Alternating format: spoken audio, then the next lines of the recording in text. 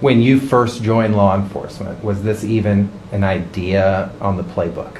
No, not at all. This is, I would consider this a very progressive unit, and I think it's like Jessica said, it's a very needed unit, and I think that we are definitely making strides in the mental health world, because this is something that is very needed in a lot of places, and I think we are making great strides in this area. So we've seen that you guys have put clinicians on the streets with deputies responding to certain areas.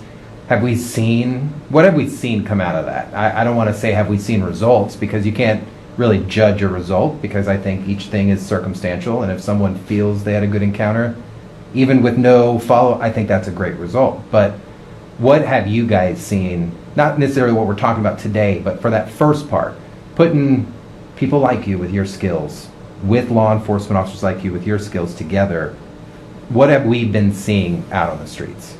I think a new trust for Okay. law enforcement, for sure. I think when our units come up to the door and they see that you have a mental health professional, they're a little less guarded versus, just your average patrol deputy coming up to the door. So we're getting them more resources. They're finding out about things in our community that they had no awareness of. So I think just raising that awareness, for sure. From the enforcement side, are you seeing that trickle over for you guys? Absolutely. So one of the benefits of being involved in this unit is that we strive to have a kind of a zero arrest policy. So over the last several years, through education, through social media, through contacts, people are recognizing the fact that when behavioral response unit responds to homes, there's a level, like Jessica said, of trust, and that they feel free to discuss mental health issues, substance abuse issues, because they realize that the consequence of, say, arrest or jail has been taken kind of off the plate. And our main focus is getting them help. I like that, because it's, at the end of the day, that's what we're doing. Right. I think the stigma of just how it's maybe portrayed, the image side, law enforcement is just the enforcement side. It's like, no, there are resources like you. So this communication clinician, love the term. I think it makes people think for a second. They're like, okay, it's a no, it's someone that's in the comm center kind of thing. What are we doing? How are we doing this? Why are we doing this? Break it down for me. Oh, you want me to break it down? Sure, you're part of it, right? Yeah, so for sure. It's got to be exciting. It's got to be something new. I get Yeah. excited with new things wherever it's happening. Walk me through what is happening now at the dispatch center. It's definitely a new and exciting process. So the goal for Jen, that's her name, is to triage those low-risk mental health calls, because there are thousands that come in every year for substance abuse, mental health-related issues, or just families needing guidance. So she's there to help triage, utilize our behavioral response unit, mobile crisis services, and kind of triage to 988 suicide prevention hotline as well. So what would be considered, what's considered a low-level call that something like this clinician could help with that wouldn't tie up maybe a dispatcher? What could we use as an example? An example, sometimes we get families calling in because their kids don't want to go to school. Okay. They don't know how to handle their children. No, I think that's 100% marital relatable, issues. Yeah. Low calls like that. Sometimes people are having, they're suffering with thoughts of wanting to harm themselves, but they don't actually have that intent or plan to do so. And they Okay. just kind of need someone to hear them, validate their feelings, and then provide them resources. So this is something that would be available anyone in the county who called 911. Right. And Orange County's picking this call up. This resource is there. Correct. So is this a full-time? Is this around the clock? Talk to me a little about that. So right now we have Jen, our comm center clinician, scheduled at peak times. So, Okay. 11 to 7 is kind of our peak time for we discovered through our comm center that is our peak time for calls for service for mental health. So that 11 to 7 time. So in the future, our goal is to expand that portion of it and to bring additional people in to assist. And ultimately, our goal is to have a 24/7 coverage, 7 days a week. What's the trickle-down effect here? Obviously, I know it, law enforcement, I understand the big picture here, but for someone at home, okay, you're adding somebody to the team. But the operational side, there's a big relief taken off of some of these men and women on the streets here. Talk to me a little bit about that. So for us, it's a huge benefit. We have thousands of calls for service, and this is actually one of the reasons that we looked at this program. Okay. We're working in conjunction with Devereaux is that we have law enforcement responding to calls for service that in all reality they don't need to be at. Where we have these in progress, high risk calls, like we have our robberies and violent crimes, where we have law enforcement being taken away because they're trying to provide referral information or resource information. And sometimes family members or callers desire or request a lot of law enforcement's time. This takes that. And you want to give them that time. Of course, and it's a service. We're Right. servants. Right. So we want to, we don't want to shortchange them, and so this gives the community an opportunity to get that information, to get that service, which they deserve, and to make sure we basically send them in the right direction. But we also leave law enforcement, fire rescue, we leave personnel available to respond to high-risk calls for service, and so that leaving people available for backup, leaving people available for that response. What is the follow-up to stuff like this? Because I think when it comes to the bare minimum knowledge of something like this, on the front, it's like, okay, cool, you've got someone there. But I don't think a lot of people understand the back-end work that takes place of installing a medical portion into a law enforcement. For example, I know a lot about UCF's program.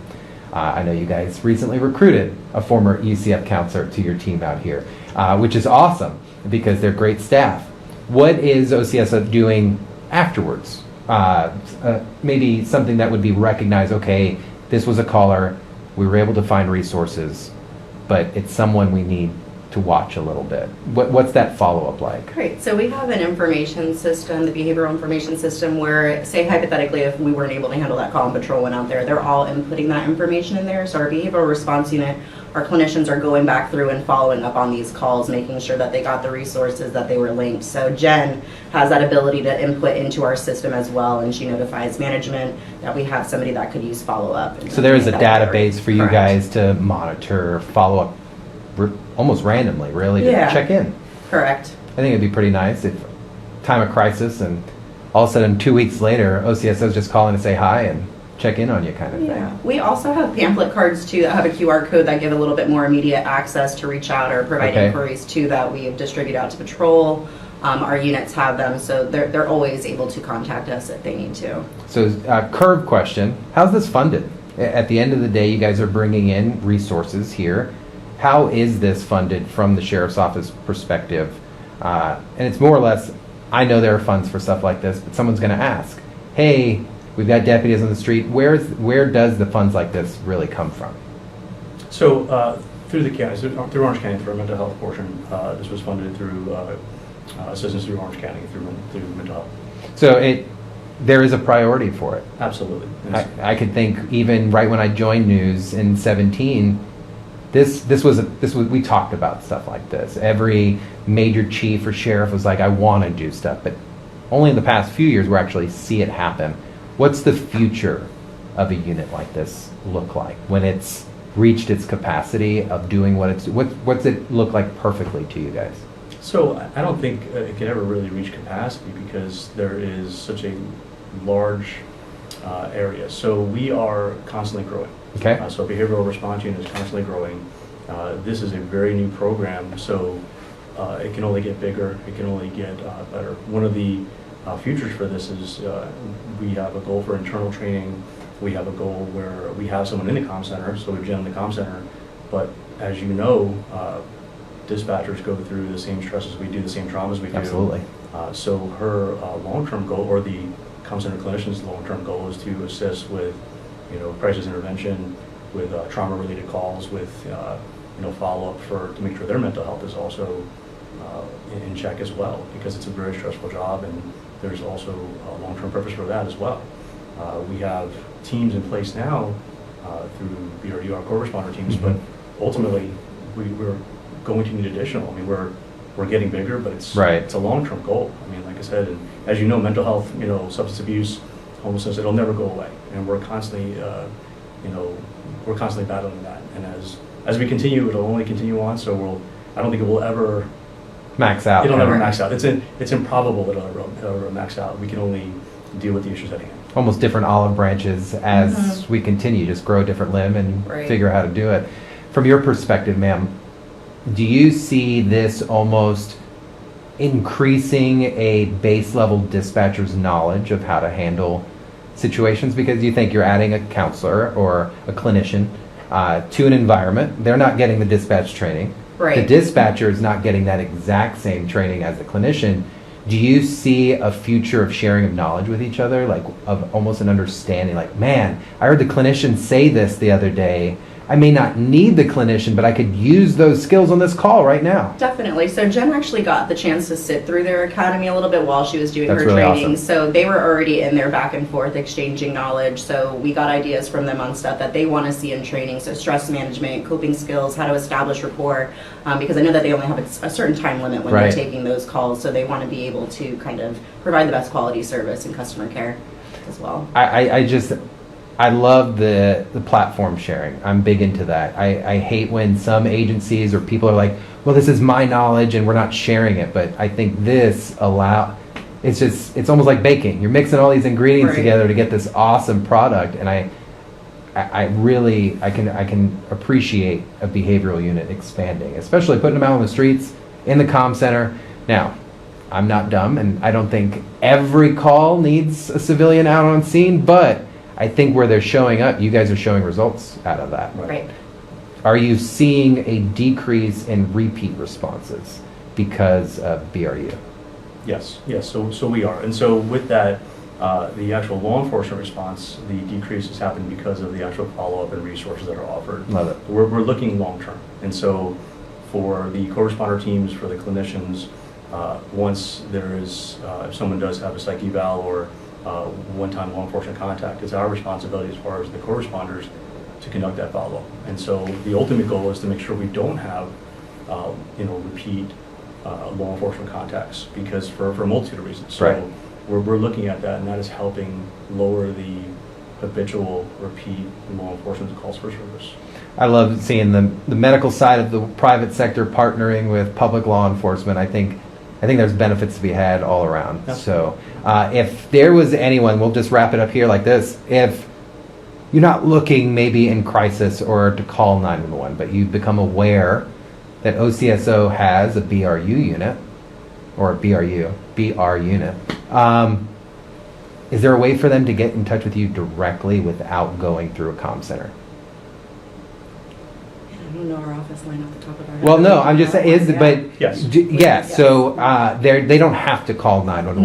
No. So if they reached out via social media and Correct. said, hey, I'd love to chat with the behavioral unit, that is possible. Correct. So- It's not just a time of crisis moment. You could have questions for you guys, and this is what you do full time, right? Yes. So we have a link, actually on our OCSO.com website, we have a link for behavioral response unit on there. Bring it right to you guys. Yes. Awesome. So seriously, from a former full-timer that used to do this mess to a news guy, I really appreciate times like this, because I know for some of y'all it could be uncomfortable. All of a sudden I throw a live camera in front of you and say, hey, we're streaming to all of Central Florida right now. But this, for me, I think is real news. People want to see stuff like this. They want to know what's going on because you serve them. They should be real nice to you guys at the same time. So I appreciate it for your time today. Well, thank you. And I thank you, sir, off camera, for making sure this sets up. He's like, don't show me, don't show me. So appreciate you guys for joining. Random Ask Trooper Steve on patrol today, but they always accommodate. So we're always going to show and feature what OCSO is up to. Again, you can find all the information for their behavioral unit at OCSO.com. You go to their website, everything's there. Scroll down a little bit, and you can click on all the different resources and divisions that are offered here in Orange County at the Sheriff's Office. So Trooper Steve on patrol in a building today, not on patrol, but tomorrow we'll be out and about, and on Friday. So appreciate you guys. Have an amazing day. Drive safely. Wear your seatbelt. Bye.